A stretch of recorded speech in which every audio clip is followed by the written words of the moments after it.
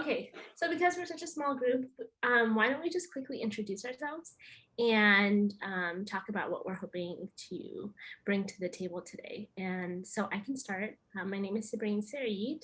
I'm an administrator of academic services here at UCDC, and hopefully I'll be moderating today's event because I'm a LinkedIn enthusiast to a certain degree, but not all my actions show that. And I'm excited to actually be a learner in this space as well. So, Shay. Hi, I'm Shay Bartlett. I'm the coordinator of communications and promotion at UCDC. I've spent a lot of time working in the digital marketing space, and that includes LinkedIn as well. So I am excited to walk you through the various ways in which you can leverage your LinkedIn profile for your own professional and personal development. And Debbie. Hello, I'm Debbie Dees, Director of Student Services here at UCDC. I am a budding LinkedIn enthusiast, so I am still learning a lot about LinkedIn, so I'm happy to share the bits and pieces that I have learned, and I'm excited to talk to y'all tonight. Yeah, now you want to take it, Gary? All right, hi everyone. My name is Yenna and I'm the coordinator of special events and alumni outreach here at UCDC.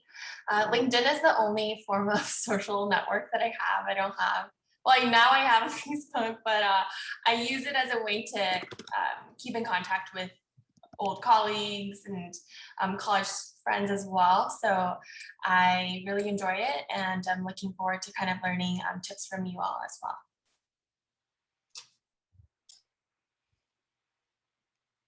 Jonathan, you want to introduce yourself? No, thank you. Hi, everyone. My name is Jonathan Lopez. I'm a fourth-year economics student at UCR. Fun fact about me, I just recently finished the UCDC program back in winter of 2021. And I'm a former LinkedIn ambassador, LinkedIn Learning ambassador during the last year. And I'm really happy to share some tools and some resources available about the platform. And this for everyone here, I really encourage starting early as an undergrad. It really helps out a lot more as you reach graduation. Okay. So that is kind of these are our panelists for today, or folks that are going to be speaking. Young Chair is also joining us, but we're not going to put him on the spot today. But unless you want to. What we're going to do is we initially planned that we would have some breakout rooms, but because there are so few of us, we're just going to have the conversation together, especially because, like we said, some of us, might be budding or just enthusiasts of LinkedIn. So part of this is us learning as well with you all. So what we'll do is we just want to start off with a discussion about where everyone is in their kind of LinkedIn process. And so I'm going to drop a couple of questions in the chat. And we can go from there. So a couple of questions. Number one, what do you think makes a strong LinkedIn profile? Number two, what are the strengths of your profile? And if you feel like you don't have strengths, what are the strengths of a profile you've seen or know? What do you think you should improve? And what major questions do you have about LinkedIn? So that being said, and you can answer any one of those questions. And if you want to start off with it, Christopher or Lauren, if you want to start off with just why you joined or an answer to any one of these questions, feel free to do so. And if not, we can just kind of answer the questions among ourselves as well. Sure, I can share. I do not think I have a very strong LinkedIn. While I like social media, LinkedIn is kind of like, it's my element of job application that is kind of like, everyone has a junk drawer where you just like shove it in the drawer and like don't look at it, like don't think about it. Like that's me in LinkedIn. So I definitely need some help in that area. I love that metaphor. It was really good. And I think that applies to a lot more people than you think. So that was really great. How about you, Christopher? Yeah, so similar to Lauren, like I feel like my LinkedIn profile is not as strong and it's like relatively new. So I'm still like building my network through that platform. So I feel like there's still a lot of room for improvement and I just need to devote like more time and like invest more time in just making it like that ideal profile. Yeah. Um, I will share that I've been on like I was thinking about like when I started my LinkedIn. So I think I've been on LinkedIn since at least 2011, maybe 2012. So I've been on LinkedIn for a while and I've seen the progression of the site. Just because I've been on the site for that long does not mean that my profile is strong, nor does it mean that I've like mastered LinkedIn. However, I feel like over time I have seen really strong profiles and I have seen people really benefit and utilize the platform. And so some of the things that I think that I've seen that are really strong on other people's profiles is number one is like a really strong summary. Like they have an effective, succinct summary. So like I go on your page, I know exactly what industry you're in, what your skills are, what you're interested in. And kind of where you're at in terms of like, am I looking for a job? Am I open to opportunities? And that may or may not be in your summary, but I see when I see a strong profile and I see like really great adjectives being used, I'm just like noted. So those are some of that for me is one of the things that make a really strong profile.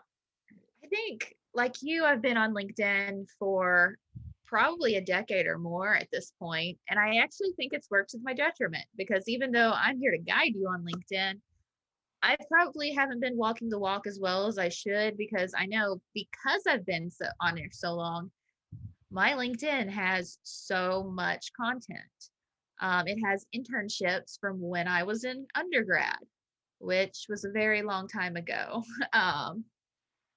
And that stuff honestly isn't relevant to my career at this point in the way that including your internships will be relevant to you at this point in your career. I feel like if someone's checking out my LinkedIn profile, they're not going to care I interned with Lexington Children's Theater in 2013 in the same way that they'd care about I spent a couple years working at George Washington University 2 years ago. Yeah. I think there's some truth to that. And at the same time, I also really appreciate the metaphor about the junk drawer. Because on some level it kind of is, right?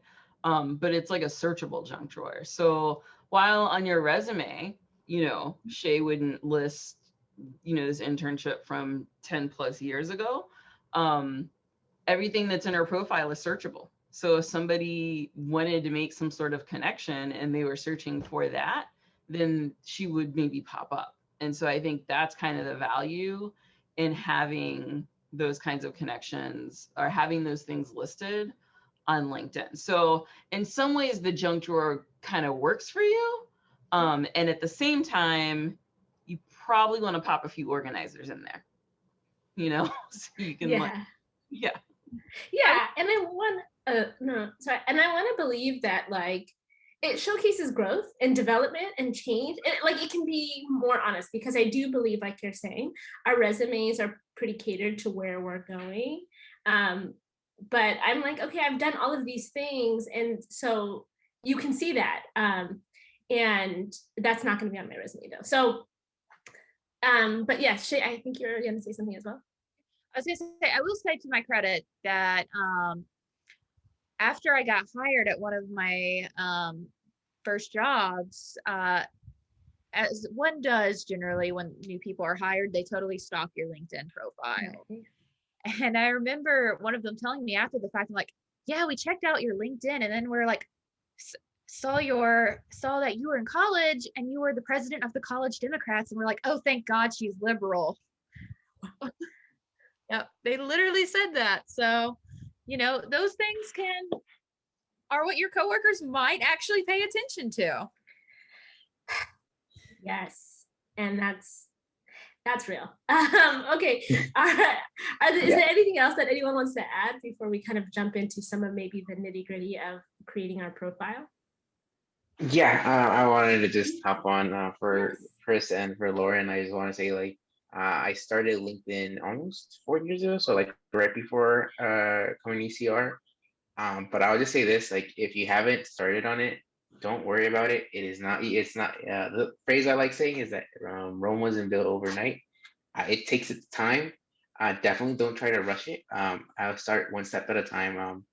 I'm happy to share my account later, but that account that I made, yeah, I feel that like at Mary's point, LinkedIn has been constantly changing. I feel like it was fine for 2019, but like I don't know if you've been on the website before, but right now everyone's posting. Like you have students posting, like you know what they're doing, yeah, they're doing like that. But like before in 2019, before the pandemic, it was way more relaxed, I would say. But don't feel intimidated on you. Like you have to have like your profile A1.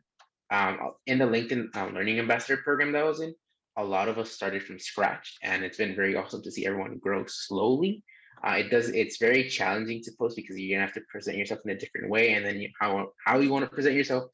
There's so many questions you ask during the process, but I just want to say like don't feel like worried like, oh, you know, it has to be, you have to come in like with the best one ever. You know, it builds over time. So I think, as I said earlier, I think the best step is to start. So I think coming today to this workshop is like the one of the best steps you could do right. Yes. And I appreciate that. I think that's so important. And I think that you bring up a really great point. Like just generally our visibility online, because of the fact that we're all online, makes it seem like everybody's on LinkedIn doing something. And like, I don't know if that's true or not. And, but we're here and we're gonna hopefully grow a little as a result. So I am going to pass it over to Shay, who is going to present some things about our profiles that we can improve. So Awesome. Yenna, are you ready to share your screen? Great. All right. Welcome to our LinkedIn workshop. I'm just going to walk you through a few things, and then we can gather back together and talk and get insight from various people to talk about LinkedIn and how we use it and how we leverage that for ourselves. But first of all, let's talk why use LinkedIn. It has 766 million users worldwide. So think of it's a ton of people. That's more people who live in the United States alone, double even. So it's people from all around the world connecting together and creating global connections. 171 million users in the US. And so that's on average about a little bit over half our population is on LinkedIn right now. About 46% of monthly active users, which means they're logging in and checking things out monthly, at least once a month. LinkedIn doesn't necessarily have to be one of those profiles you check every single day, but being able to check in about once a week or a couple times a month is actually very helpful because so you can stay up to date, see new jobs that are posting or make connections. And about half of college students use LinkedIn. So that sounds like a lot of people, but that means if you have a LinkedIn and you use it, you're still ahead of the game over 49% of all college students. So that's a really cool place to be. And then 100 million open job ads submitted each month. And a lot of more businesses are starting to put on postings on LinkedIn. The US government actually shares their job postings on LinkedIn. In the DC area, there are so many nonprofits, universities, NGOs that share. I've seen the United Nations Foundation, Under Armour advertises on LinkedIn. So there's a lot of availability of jobs that are posted and people submit to each time. Next slide. So how to make your profile stand out. One, use a professional photo. We're going to go into that a little bit later, but a good photo is eye-catching and helps show who you are. Change your headline. So for example, yours probably says you're a student at UCR or a student intern at the Consumer Product Safety Commission. A good way to change your headline is to talk about what you're interested in. For example, are you interested in marketing? So you could say digital marketing field, or communications professional. Draft a summary about yourself. What are you wanting out of your career? What is your objective? Those used to actually be really big things on resumes. So, but they're not so much anymore. But on LinkedIn, you can talk about how you're a young professional interested in the intersection of live events and marketing and that sort of thing. Be comprehensive when listing your activities and what you do. What are your internships? What student orgs are you involved in? You can even list your college courses. And then collect endorsements from people. I believe I even endorsed Jonathan last term for his public speaking because he did a really great job speaking at an event, and it was really wonderful. And obviously he's good enough that we invite him back to talk to our students. Next slide, please. So to the photos, the do's and don'ts of a professional photo. So if you'll notice in the blue square, there are headshots of me and our colleague, Young Chan, who was nice enough to let us use his pictures. On the left are our LinkedIn photos, and then on our right are the cute photos, as I like to call them. So you're noticing key differences between them. The picture of me, for example, on the right is my Instagram photo. It's me from a birthday. I'm wearing a flower crown and a flowy dress. I'm at a restaurant. It's great. It's colorful, but it's not exactly the image you really want to show off to your employers. It's who you're showing off to your friends when you're on Instagram. By contrast, my LinkedIn profile, it was taken, mine was actually a professional photo taken at a previous workplace. You know, I'm in professional clothing. Facing the camera, I'm smiling. There's not a lot of distractions going on. But rest assured, you don't have to actually have a professional headshot. For LinkedIn, you can use your cell phone. Phones are perfectly fine to take photos with. Now look at Young Chan's, for example. He's in a hat, but t-shirt and gorgeous magnolia flowers. Like, that's really great, but that looks like he's having a fun day out, not trying to get a job. His professional LinkedIn photo, he's wearing a suit. He has a sunset of the background, once again, smiling at the camera. Just think about like the image you want to provide yourself to your professional colleagues. And it's not necessarily your best friends or something you're going to post on Snapchat. Doesn't mean those photos are bad. They're really great, but you know, different audience. It doesn't have to be like super, super fancy. You can be standing out in front of a brick wall, or even just a plain wall in your room and do a black and white filter that makes it look so much nicer. A lot of people when they're younger tend to do things like use their prom photos. I don't really encourage that. Just try and put on, you know, a professional style. We can tell generally if it's your prom photo, which, you know, does come across as a little bit fun. So try to avoid that. If you don't have a smartphone, that's cool. You can potentially get a friend, use your laptop. I know a lot of laptop cameras now are actually really good as well. So that could be a way to take your photo as well.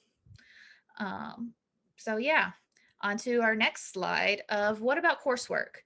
We talked about being comprehensive, and coursework is a great way to show it because you can highlight your skills you have outside of your internship. For example, you might have done a really cool internship in development where you were doing a lot of cool fundraising things, but you've also taken a lot of graphic design classes in college. You can list that to show that you have been trained and educated in how to do graphic design as well, even if that's not a skill you picked up in your internship fundraising. So when you are doing LinkedIn, list relevant coursework. Your English 101s, your history 101s, your bio 101s, unless you're actually going into like those exact fields, they're not going to be as relevant, especially when compared to higher level classes. And don't just include the course number, because that means nothing to anyone. What does AAD 630 mean?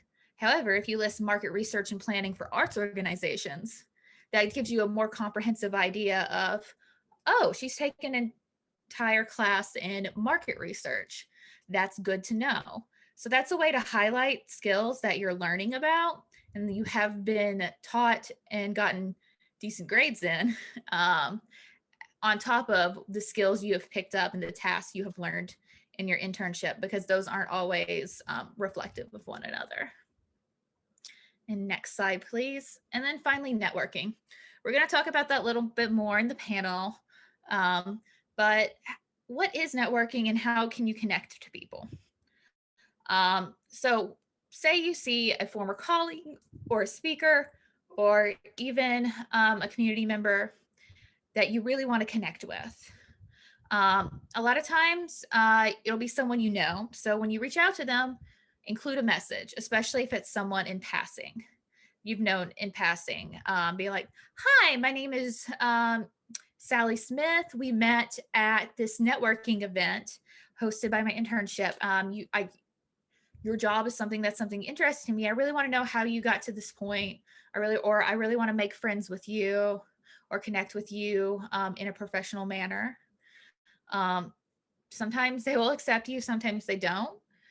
It can be used for informational interviews, which are if you see someone like working your dream job at the Human Rights Council, for example, you can reach out to them and say, hi, this is who I am. I'm a student at UC Merced. I would really like to reach out and connect with you and learn about how you got to this position in your career, and also learn more about your organization, in this case, the Human Rights Council. DC is a networking town, so sometimes that might actually work out and people will want to reach out to you. However, just be aware that they might not necessarily want to connect either. It happens, but in a place like DC, it's more likely than not.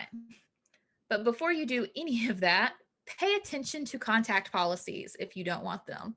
Now, not everyone has this on their LinkedIn, but some people, especially if they're more higher profile or in higher positions, do actually list, and usually in their summary, their contact policy. So if they say, please don't contact me, or only contact me if we've met in this capacity, or we're not interested in information interviews, do not contact them. That is rude. That will leave a poor impression. So that's one way to network when it comes to connecting with one another. And later on, we're going to talk about potentially connecting in groups or networking when on postings and how to use that as well. And that is all I've got for this part of the presentation. On to everyone else. Awesome. So I think we're gonna, Debbie, do you have a few slides? No slides, just okay, great. I was like, I know Debbie's next, so however she wants to approach this, I'm excited. So do you want to take it away? Sure. Awesome. So I am going to talk with you all a little bit about engagement on LinkedIn, which is honestly as important as your profile is. Obviously, that's incredibly important. But engaging, I think, is even more important because most people are never going to see your profile if you're not engaging.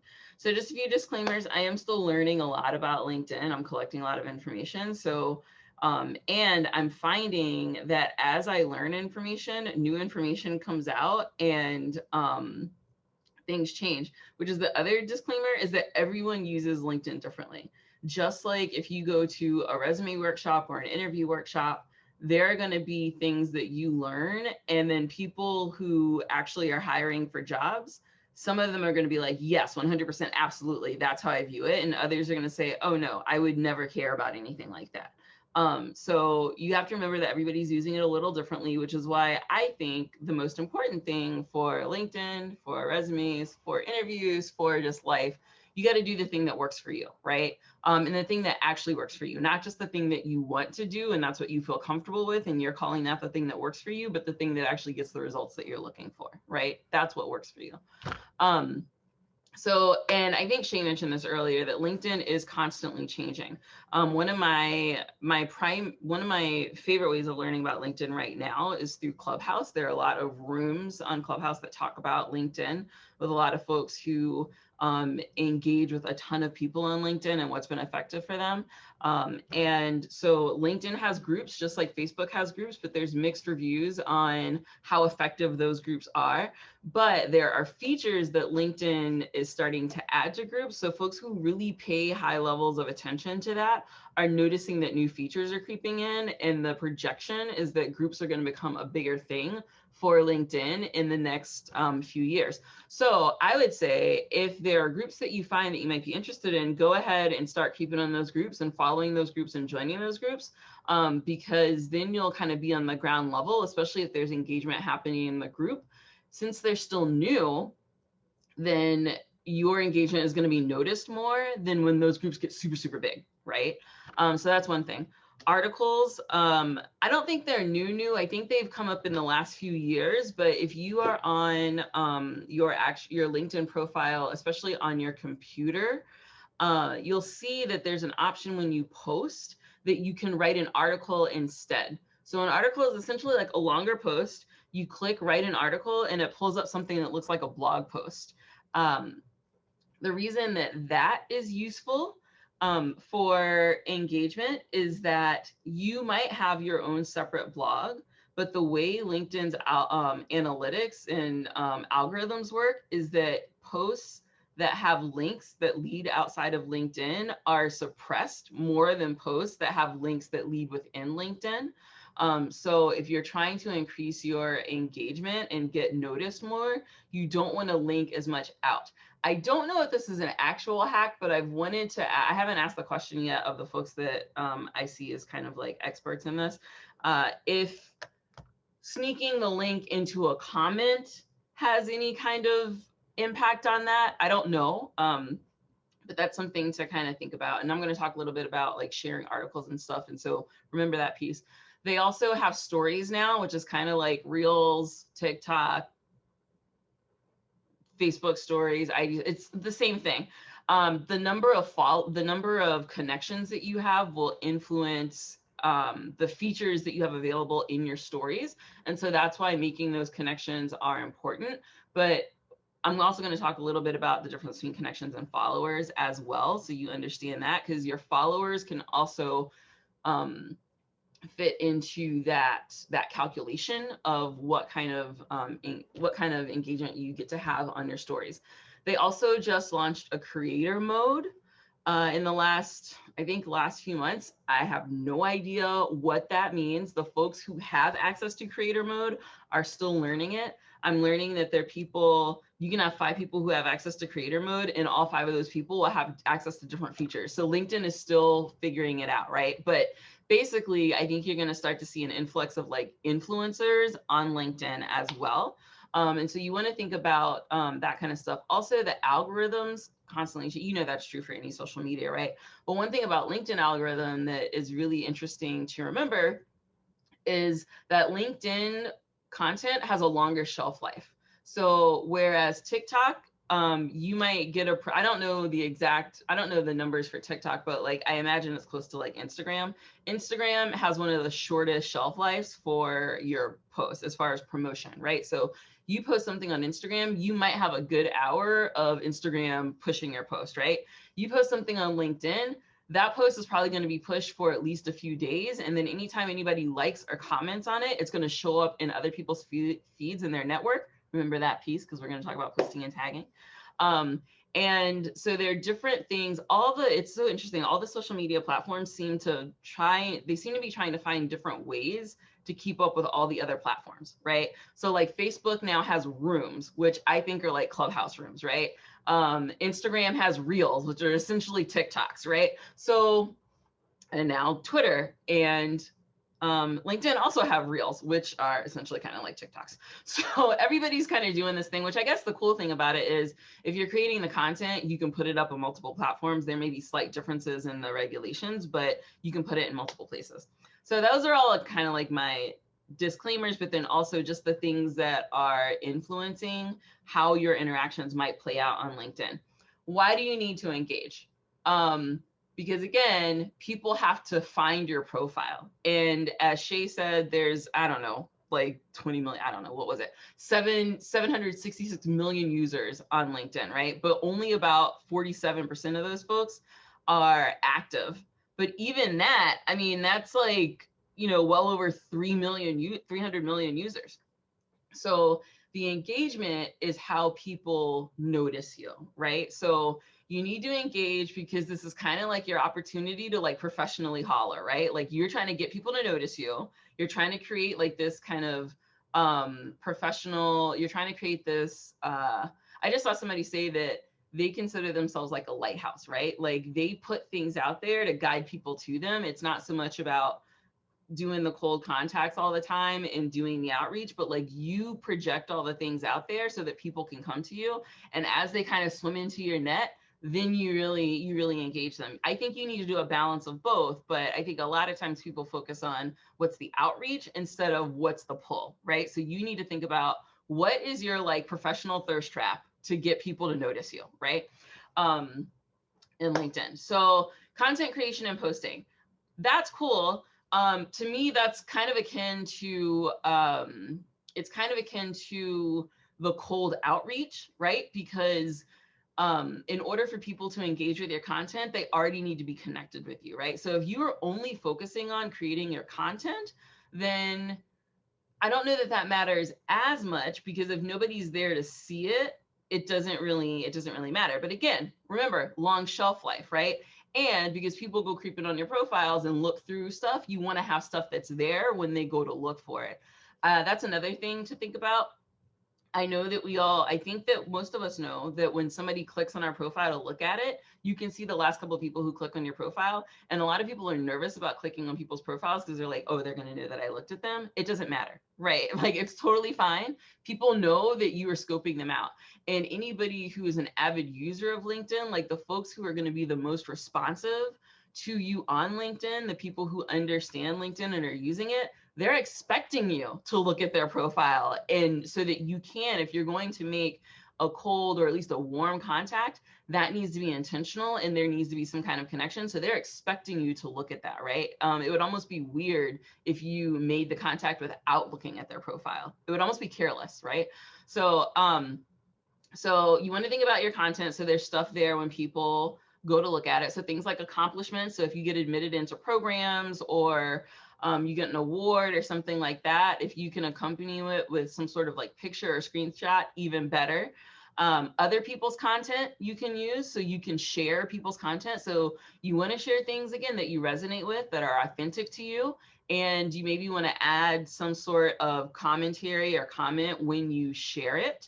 And I struggle with this on Twitter as well. Like, is this something to retweet or is this something to just comment on? And same thing with LinkedIn. Like sometimes it's just something to comment on, right? Sometimes it's something that you're so enthusiastic about and so excited about that you definitely want to share. Images and not just photos. So you can do things like infographics and put those up.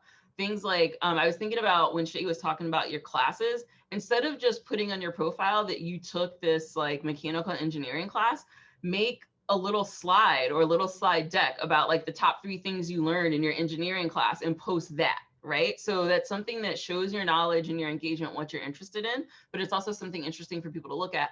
Because also if you look at your profile, there's when it comes up, you have that kind of like above the fold, right? Like the top thing. But then when you go down into your activity, it shows some of your posts. If you have images, that's going to stand out more than some of your posts, right? So like the things that you want to highlight.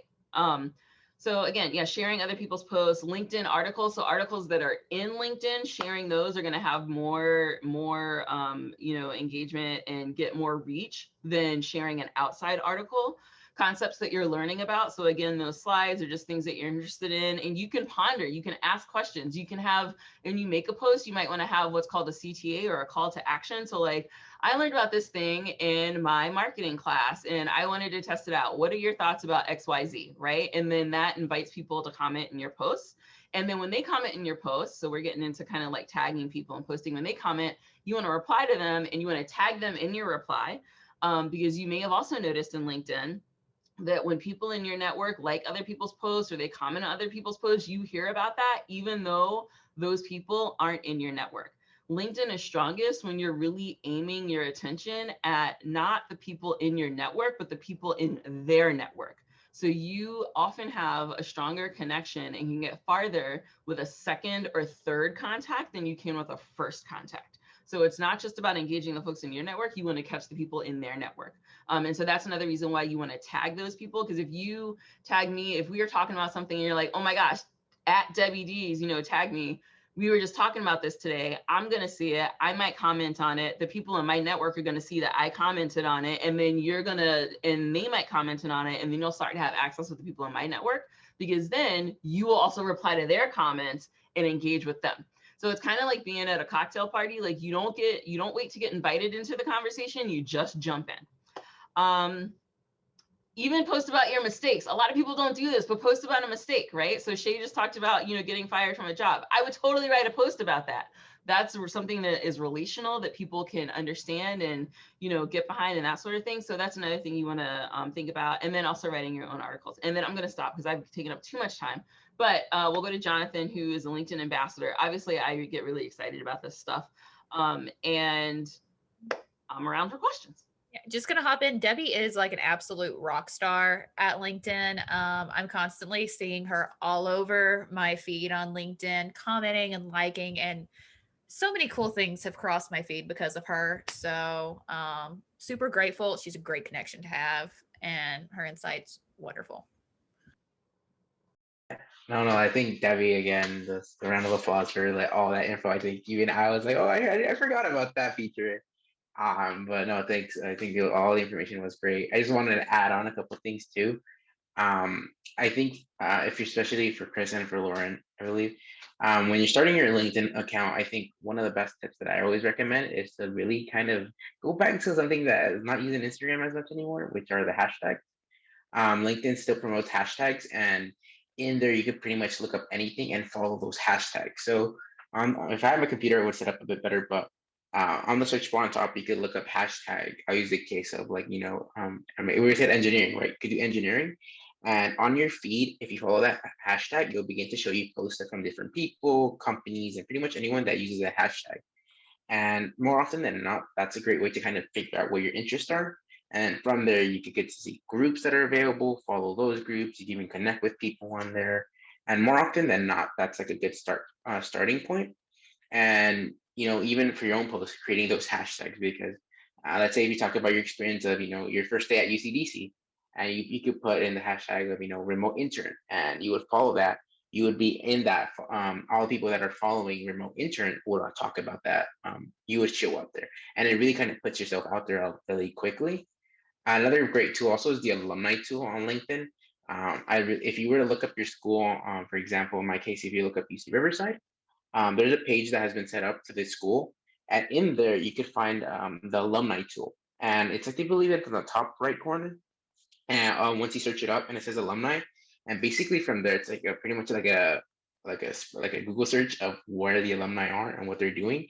So in that tool, you could see where they're working at, what major they did, what experience, where they're living, like what region. So for example, let's say you're currently based in Davis and you're trying to find your career, let's say in Texas or let's say Florida. You can look for alumni in those states and in your major and kind of work from there and reach out to them. A cool thing with LinkedIn with reaching out to people is that you could write those small messages. In those small messages, more often than not, if you mention like your mascot, like what I like doing, I have a very, very simple template. My template is, hello, my name is Jonathan Lopez. I'm a fourth year from UCR. I hope you're doing well. Fellow Highlander, that's our school's mascot. And then write that, I'm interested in learning more about you. And you send the request. More often than not, people will actually reach out and they accept your request, and then you can message them from there and kind of learn more about their experience. I think an alumni tool is a great thing to do. When you think of alumni, you always think of, after you graduate, but the alumni tool does exist even before, so definitely take advantage of that. Another tip that I really recommend, I think Debbie mentioned it, I kind of forgot it there, but definitely just when you're creating those posts, know that out of the millions of users that use it, like I think it was 39 million, that number, only 10% of those actually post. So it is way much smaller than it is. So like whether you post articles, LinkedIn does have an algorithm where it kind of ranks it based on what the content is. So last time I remember, so don't quote me on it, videos and other stories are like the number one thing they're trying to push for. And then after that is like articles and then posts. And then the last one, all the way at the bottom, is like posting links. Posting links is a very mixed bag. So sometimes you can have a lot of people comment on the article, whether it's from like the Washington Post or something like that. But LinkedIn really wants everything to be on the platform. So if you're trying to create content, I definitely would say LinkedIn first, just because it's just really allows you to get those most likes. And the cool thing about it is that when you start doing the hashtags, when you start doing like tagging people in your photo or whatnot, it really brings a lot of attention to your account, and it naturally grows. You naturally have people sending your requests, and it really helps you expand. And I really like the point that was made earlier, that it's not directly like you're trying to connect with people individually one-on-one. It's more like it's like the lighthouse analogy, right? You're showing yourself to the world. So definitely just play around with it. Like there's no one way to do LinkedIn. When you see on LinkedIn, they always put you like the people that are very active, but at the same time there's a lot of people that are like very hidden on it. So definitely just play around to see what you're comfortable with and kind of work from there. And then quickly, the last kind of two tips that I would have after the hashtag would also be looking up LinkedIn monthly challenges. I think they're called LinkedIn Learning Challenges. And in those, they kind of set up a month where you can like have deadlines. So like, let's say on the May 12th, you're going to post about a funny experience you had at a job, and then you would post that there, and everyone follows it with the same hashtag and whatnot. And you kind of get like a community trend, so you really get to meet cool people there. And last and not least, definitely join the UCDC alumni program. It's still there. So I definitely encourage that as a good way to kind of start, reaching out your connections. And jobs can be posted in the alumni group. One of the cool things about joining alumni groups is that people are more likely to post jobs and connections because they want people in their circle to join them and to reach out to it. I've seen posts in like my own alma mater's group, and even in our current LinkedIn groups we have right now, we were sharing the CSD postings as well as other postings that we see on LinkedIn. Wow. Like I like my notes are like, oh, I gotta do all the things, and such insightful kind of tips. So what we'd like to do, we have a little more than 10 minutes. And so what I'd like to do is just start off with any questions Lauren or Christopher may have. And I can also jump in with questions just so that we can get the conversation going about some of the ways that we can maybe work on our profile. So Lauren, Christopher, I'll let you all start if you have any questions. I have a question about connections and how like what you should aim for with them. Like I've heard advice in the past that you should have like as many connections as possible.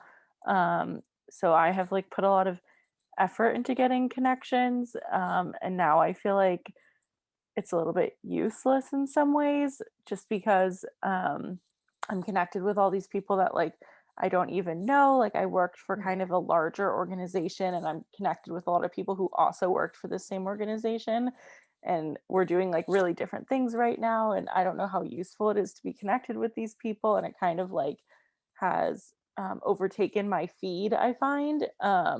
So like, do you recommend should I unconnect with people who I like just don't have like similar industries in common with anymore? Such a good question. Jonathan, please take it away. Lauren, I definitely was in that spot like around 2 years ago. Like even last year, I think right before COVID, like I was making the what I used to call the run to 500 because after 500 Mm, connections, they don't show that. yes. So I completely agree. But I wouldn't say unfollow them, not unconnect with them. What LinkedIn does, there's an option to unfollow their like unshow them from their feed. Mhm. Definitely so you could kind of remove them from your feed itself, but you're still connected. But I think going forward, if anything, really kind of think before you kind of reach out. That's what something I'm doing too, and see exactly who you're connected with. So when you get a request that shows you if you're on your second or third degree of connection, if you're there on their second degree, it means that you know someone that they're connected to. So for example, if let's say Sabrina knows someone at, let's say, I'm trying to think of an example, let's say at Lula, but I haven't connected with them, they would be at the second degree. And if they're at the third degree, you have some whatever really of a connection, but it's not like a personal, it's more that it's like an org or something like that. So it really depends. But what I've been doing now, and I feel has really helped out a lot, is I really limited to adding people on three ideas. The one is the industry that I'm kind of aiming for. The second one would really be if they're an alumni or not. That applies to all the UCs. Like if they're just a part of the UC system, I just add them just because we're part of the system. And then the third one would just really be if you have met them before or if they're just sending you a blank message. So if you receive a random request from someone you don't know, but they wrote a message in it, read into it and see what they're interested in. Versus if you just get a random request from, let's say, someone in Japan or something like that, I wouldn't maybe add them just as you said, because you just it gets really like your feed just gets all messed up, and then not only your feed gets messed up, but then also your algorithm. So it starts to try to match you with what who you're connected with. So just I think those three things would be the things I would do just kind of going forward. And there's also a lot of spam accounts out there. I know this sounds really weird, but I've actually been getting a lot of requests from spam people. I went to the University of Kentucky, and some of our former college basketball players who are now in the NBA have apparently added me on LinkedIn, which no, Anthony Davis is not going to have a LinkedIn. He's not going to randomly reach out to this random person who was there at the same time he was. So sometimes if you don't know someone or something feels very sus, be sure to check out their profile because it could be spam. So that's also one weird thing about connections to be aware of now going forward. Yeah, I think this is one of the areas where, again, everybody uses LinkedIn differently. I am more careful about my connections, not because of who I want to be associated with, but because I actually want to have a relationship with the people that I am connected to. And so I tend to follow people more than I connect with them. And if you follow people, they will show up in your feed and it creates opportunities for engagement, right? And so if I follow someone and I see a post that they make or a comment that they make, then I'll jump in. If I have something authentic to say, I'll jump in and I'll comment and I'll engage. And if we start to have some interactions, even if it's just like one or two exchanges, right? If that interaction feels kind of cool, if I feel like we're vibing, then I might send a connection, right? I've also been in comments and responded to people. And like just the other day, somebody talked about a project that they're going to be working on that I thought was really interesting. I don't know that person, but I thought the thing was interesting. So I responded with, this sounds like a really cool project. I'm going to follow your profile so I can learn more about it, right? Which also hopefully encourages them to continue to post about it. So everybody does it a little bit differently. I am trying to be really careful about my connections, so much so that when you go to my profile, the default is to follow, not to connect. Like if you send me a connection request, you have dug for that outside of my profile, right? One, because LinkedIn does, I mean, almost none of us will ever cap out on members because on connections, I think it's like 30,000 or something stupid like that. But I really want to I don't want to get reminders in my inbox about people and say, I have no idea who this person is, because I actually want those connections to be authentic. I agree. I totally agree. Christopher has a question about endorsements and how do you ask for them? This is a really great question, right? And then the secondary question being about a script to connect with someone. I know that Jonathan shared a script, but let's start off with that first question. Like, how do you get endorsements? Do you ask for them? What's the process? What do you all think? It's changed a lot over the years. This is where we're talking about how LinkedIn always changes. When I was in college, it was just a thing for all of us to just go and randomly endorse people for all sorts of skills. And which is why a lot of the skills that are highest on my LinkedIn for endorsements tend to be stuff that I was really good at in college, but less so my current modern skill set, because I feel like nowadays you have to be a lot more intentional about reaching out to connect to someone. And LinkedIn actually cares a little bit more about endorsements. I remember when I was endorsing Jonathan and some other UCDC students last term, it asked me how I knew this person, and then how closely did I work with them on that. So there's a vetting project aspect to it. So how do you ask for endorsements? Your supervisor at your internship, or people you work closely with, will be the most ideal people to ask for endorsements on LinkedIn. This is something you probably tend to ask towards the end of your internship, because you'll have a better idea about what skills you think you've improved, and they have a better idea about what they'll probably feel comfortable endorsing you on as well, because they can really attest to your skill set and what you're doing. And Debbie dropped a really good pro tip in the chat as well. So reaching out to your supervisor or colleague is a really good way to do that. It depends, like, depending on the relationship with them, you can like even at your at your check-ins. I know a lot of places do have check-ins. You can be like, so with the internship ending soon, would you be willing to endorse me on LinkedIn? This can also be coupled if when you're talking to them about if you're willing to in the future be a reference on future job applications, because they're also a really good contact for that as well. I would, if it's something that you're nervous about and you're going to make the ask, and it's going to take a lot for you to work up to make that ask, I would skip the endorsement and just ask for a recommendation. I think a recommendation is a lot stronger than an endorsement personally, because then that person can actually give real insight into your work. But if we're going to take it back for a second for a philosophical moment, I would ask, why are you asking for an endorsement? Like, what is the point of asking for that endorsement? Is it to show that you have certain skills? Is it to validate? Like, in some cases, that's not as important. Not that you shouldn't, like, if somebody's going to give it to you, great, absolutely. Like, if you want to endorse me for something, endorse on, I will take it. But I would rather have the recommendation, one. Two, I think this is a prime case of you get what you give. So if you want people to endorse you and recommend you, you need to start endorsing people and recommending people, and do it unsolicited, and put that out into the universe and the circle of professional life, and it will come back to you if you do that. I also just wanted to add on to, it's a lot of quality, I think, for endorsements, and then also recommendations over quantity. Depending on who exactly. For example, if you're just like seeing another student profile or another alumni's profile, we see like they have 20 endorsements, they may not, you mean, oh, it's great. But I know for one thing, for recruiters, they're definitely, especially the ones that have a little gold logo, those are the ones that are really sleeping on people's accounts.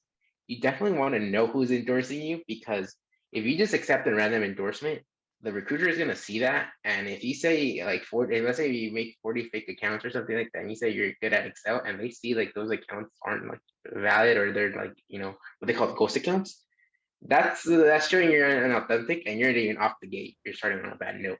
So definitely, like, make sure that what you're getting in, like what Debbie's point, like if you're gonna make an ask, definitely ask for a recommendation. You could choose a recommendation right before they approve it, so you could read it right before. So don't worry, like you'll get something you might not know. But I think a recommendation really shows more, because if their profile is like, if they're like pretty much set up and they see like a recruiter could see it and, oh, this person is a real person, and it shows like the authenticity of the recommendation, and it really shows like what, to the point that you made, it's like the actual work being done. So I would just say, if you're gonna make an ask, yeah, as well, just ask for the recommendation instead of an endorsement. And I think what Jonathan's talking about, that's part of the reason why LinkedIn made those changes that Shay was talking about. You can't just go through and click things anymore. You have to show a connection. Another really easy, super easy way to get a recommendation is to harvest it from feedback you're already getting, right? So if your supervisor sends you an email and says, you did a really great job on this project, respond, thank you so much. I really appreciate that feedback. Is there any chance you might considering putting that in a recommendation on my LinkedIn? They've already written it. You already know it's good. They can copy and paste. That's a really good recommendation. Yes, I've used that before, right? And for students in the UCDC program, right, you're going to already get like a midterm evaluation and an end of term evaluation. And that's easily something that you could potentially translate to your LinkedIn page. So we're at the end of our road, which I think is great. And what I will say is maybe what we can do, John, Christopher, is in our follow-up email, we can send a small script that you can use to connect with folks. And that can be something that, everyone has. So I just want to end off. And I also just want to say, again, go back to authenticity, right? Like, yes, you can have a script. And at the same time, if you are sending an actual connection to someone because you want to connect with them, that should come from the heart, right? Like, not that it's got to be a super feely thing, but you should be sending them a request based on an interaction that you've had, based on a connection that you feel like you want to make, and that sort of thing. So it should come a little bit more naturally. Yes, and I agree. And I loved even the tip about, mentioning how you know each other, and, if we're both alumni from a certain school. So we can talk about that. The last thing that I was hoping before we sign off is, there was so much kind of put out there today, and maybe we can all just quickly state maybe one thing that stood out and maybe something that we want to work on. Right? So is there anything that stood out to you all today that you're hoping to walk away with? And so I can definitely start. I really didn't know the piece about sharing internal articles being kind of giving you more traction than external articles. And so I'm going to try to do my part in looking for more internal articles to share and using hashtags when I do that. So that's what I'm hopefully going to work on. Lauren or Christopher, do you want to maybe take the floor? Sure. Yeah, I have to run after this because I need to watch Biden's speech. But I really took away how important it is to post things just in general. Like, I don't post anything. I just kind of have my job experience there. So I'm gonna do that more. But thank you all for this. It was super helpful. Awesome.